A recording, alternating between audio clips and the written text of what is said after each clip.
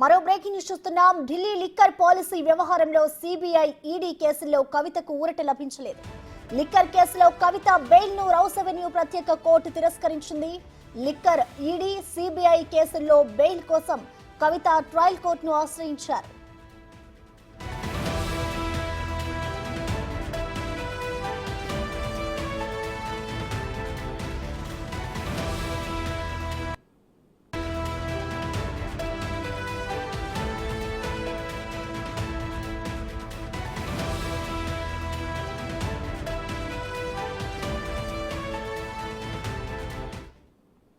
దీనికి సంబంధించిన complete details Delhi నుంచి మా ప్రతినిధి శివ లైవ్ లో అందిస్తారు. శివ, చెప్పండి, కవిత బెయిల్ పిటిషన్ కి సంబంధించి అయితే రౌస్ అవెన్యూ కోర్టు తిరస్కరించినట్లుగా తెలుస్తోంది.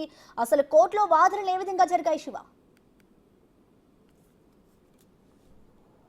Right Prasanna, Delhi liquor policy CBI ED కేసుల్లో కూడా కవితకు ఊరట దక్కలేదు. కవితకు చొక్కేదని చెప్పుకోవచ్చు. ఢిల్లీ లిక్కర్ పాలసీలో కవితని కీలకంగా వ్యవహరించారు, కింగ్ పిన్ గా వ్యవహరించారు. ఆర్థిక లావాదేవీలకు సంబంధించి కవిత సౌత్ గ్రూప్ నుంచి 100 కోట్ల రూపాయలు అరవింద్ కేజ్రీవాల్కు ముట్ట చెప్పారు అనేది ప్రధానంగా ఈడీ సిబిఐ వాదనలు వినిపించారు. ఆ వాదనలు పరిగణనలోకి తీసుకుని కవితకు బెయిలు నిరాకరిస్తూ కూడా కోర్టు న్యాయమూర్తి కావేరీ బవేజా తీర్పును వెలువరించారు. అంటే కనీసం సిబిఐ ఈడీ కేసుల్లో సిబిఐ కేసులో అయినా బెయిల్ వస్తుందంటూ కూడా వచ్చే అవకాశం ఉందంటూ కూడా ముందుగా వారు భావించారు కవిత తరపు న్యాయవాదులు. అంటే ఒక కేసులో బెయిల్ వచ్చింది, ఇంకో కేసులో ఈడీ కేసులో కస్టడీలో ఉన్నప్పటికీ కూడా సిబిఐ కేసులో వచ్చే అవకాశం ఉందంటూ కూడా కొన్ని ఊహాగానాలు వ్యక్తమయ్యాయి. కానీ ఆ ఊహాగానాలు కూడా తెరదించుతూ 2 కేసులు కూడా బెయిల్ తిరస్కరించినట్లుగా కూడా న్యాయమూర్తి కావేరీ బవేజా తీర్పునైతే కొద్దిసేపు క్రితం వెలువరించారు. ఇక రేపటితో కవిత జ్యుడిషియల్ కస్టడీ కూడా ముగినుండడంతో రేపు వీడియో కాన్ఫరెన్స్ ద్వారా హాజరుపరచాలా అయితే నేరుగా హాజరుపరచాలనే దానిపై కూడా మధ్యాహ్నం 2 గంటలకు నిర్ణయాన్ని అయితే కావేరీ బవేజా వెల్లడించబోతున్నారు. ఇక మొత్తంగా చూసుకుంటే 2021-22 ఢిల్లీ లిక్కర్ పాలసీకి సంబంధించి అవకతవకలు జరిగాయి.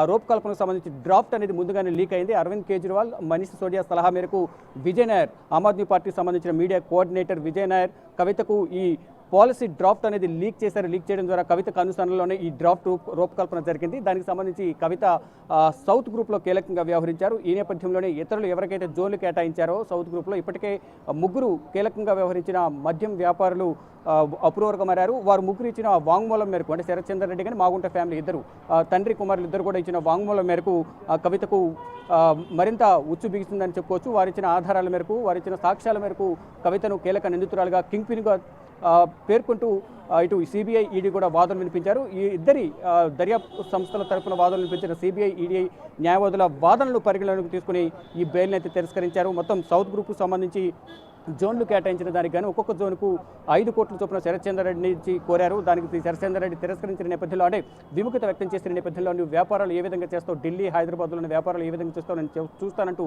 బెదిరించారు అనేది కూడా సిబిఐకి శరత్ చంద్ర రెడ్డి వాంగ్మూలం ఇచ్చినట్టు తెలుస్తుంది. మరోవైపు జాగృతికి ఇచ్చిన 80 లక్షలు కానీ, మరోవైపు మహబూబ్ నగర్లో 14 కోట్లకు సంబంధించి ఆర్థిక లావాదేవీలు భూమి లేని భూమిని ఉన్నట్లుగా కొనుగోలు చేసినట్లుగా 2021 జూన్ అలాగే నవంబర్లో 14 కోట్ల బ్యాంక్ ట్రాన్సాక్షన్ జరిగిన ఆధారాలను కూడా సిబిఐకి శరత్ చంద్ర రెడ్డి ఇచ్చినట్లుగా కూడా తెలుస్తుంది. దానికి సంబంధించి కూడా గతంలో వాదనల సందర్భంగా సిబిఐ వాదనలు వినిపించింది కోర్టులో. ఇక వాటిని కూడా పరిగణనలోకి తీసుకుని, వీటన్నింటినీ పరిగణనలోకి తీసుకుని, అంటే ఒకవేళ ఇప్పుడు బెయిల్ మంజూరు చేయడం ద్వారా, ఒకవేళ సిబిఐ కానీ ఈడీ కానీ 2 కేసుల్లో ఏదో కేసులో బెయిల్ మంజూరు చేయడం ద్వారా సాక్షులను ప్రభావితం చేసే అవకాశం ఉంది. కాబట్టి కవితకు బెయిల్ మంజూరు చేయొద్దు.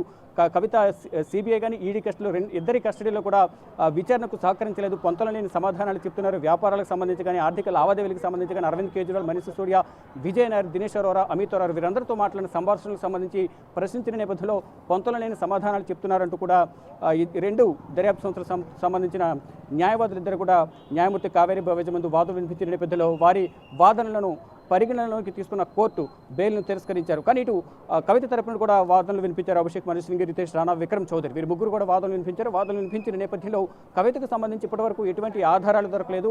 ఎవరో వాంగ్మూలం ఇచ్చారు, నోటి మాట ద్వారానే కవితకు నోటీసులు జారీ చేసి అరెస్ట్ చేశారు, విచారిస్తున్నారు. ప్రజెంట్ జ్యుడిషియల్ కస్టడీలో ఉన్నారు. కాబట్టి గతంలో కూడా కవిత విచారణకు సహకరించారు. ఇటు సిబిఐ ఈడీ కేసుల్లో ఈడీకి సంబంధించి 4 సార్లు విచారణకు హాజరయ్యారు. సిబిఐకి సంబంధించి 2022 డిసెంబర్ 11 హైదరాబాద్లో విచారణకు సహకరించారు. తర్వాత మళ్ళా కస్టడీలోకి తీసుకున్న తర్వాత సిబిఐ అరెస్ట్ చేసిన తర్వాత 3 రోజుల కస్టడీలో కూడా సిబిఐకి సహకరించారు కాబట్టి భవిష్యత్తులో కూడా కవిత విచారణకు సహకరిస్తారు కాబట్టి కవితకు బెయిల్ మంజూరు చేయాలి. తనకు హెల్త్ గ్రౌండ్స్లో ఆరోగ్య సమస్యలు ఉన్నాయి కాబట్టి ఆరోగ్య సమస్యలు దృష్టిలో ఉంచుకుని ఒక మహిళ రాజకీయ నేతగా మరోవైపు పార్టీకి సంబంధించిన స్టార్ క్యాంపెయినర్గా కూడా తను ఉన్నారు కాబట్టి రానున్న లోక్సభ ఎన్నికల్లో ప్రచార కార్యక్రమాల్లో పాల్గొనవలసి ఉంటుంది.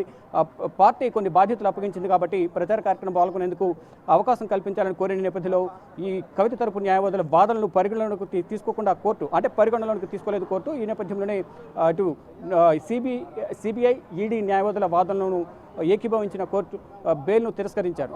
అంటే సిబిఐకి సంబంధించి కానీ ఈడీకి సంబంధించి ఈడీ మార్చి 15న హైదరాబాద్లో అరెస్ట్ చేసిన తర్వాత 16 అదే రోజు ఢిల్లీ తరలించారు. ఢిల్లీ తరలించిన తర్వాత ఈడీ కార్యాలయం తీసుకొచ్చారు. తర్వాత మరుసటి రోజు 16వ తారీఖు ఉదయం 11 గంటల తర్వాత రౌజని కోర్టులో హాజరుపరిచారు. హాజరుపరిచిన తర్వాత ఈడీకి 10 రోజుల జ్యుడిషియల్ కస్టడీ ఇచ్చారు. ఈ 10 రోజుల జ్యుడిషియల్ ఈడీ కస్టడీ ఇచ్చారు. ఈ 10 రోజుల కస్టడీలో కవితను విచారించిన సందర్భంలో కవితకు సంబంధించిన ఆర్థిక లావాదేవీలు కానీ కుటుంబ సభ్యులకు సంబంధించిన ఆర్థిక లావాదేవీలు మరోవైపు మేక చరణ్ రెడ్డి తనకు సంబంధించిన మేనకోడలి భర్త ఎవరైతే ఉన్నారో మేనకోడలి భర్తకు సంబంధించిన ఆర్థిక లావాదేవీలకు సంబంధించి కూడా అడిగిన నేపథ్యంలో ఏమీ తెలియదంటూ కూడా ఎటువంటి ఆధారాలు ఇవ్వలేదు. ఈ నేపథ్యంలోనే కవితకు కస్టడీ పొడిగించాలని కోరిన నేపథ్యంలో మొదట 7 రోజుల కస్టడీ ఇచ్చారు. తర్వాత మరో 3 రోజుల కస్టడీ ఇచ్చారు. మొత్తం 10 రోజుల కస్టడీ ముగిసిన తర్వాత 14 రోజుల జ్యుడిషియల్ కస్టడీ విధించారు. అంటే కస్టడీలో సహకరించలేదు కాబట్టి జ్యుడిషియల్ కస్టడీకి తరలించాలి, మరింత విచారించాల్సిందని కోరిన నేపథ్యంలో 14 రోజుల జ్యుడిషియల్ కస్టడీ విధించారు. తర్వాత 16వ తేదీతో 10 రోజుల కస్టడీ ముగిసిన తర్వాత 26వ తేదీతో 10 రోజుల ఈడీ కస్టడీ ముగిసింది. తర్వాత జ్యుడిషియల్ కస్టడీ విధించిన నేపథ్యంలో కవితకు 9వ తారీఖుతో జ్యుడిషియల్ కస్టడీ ముగిసింది.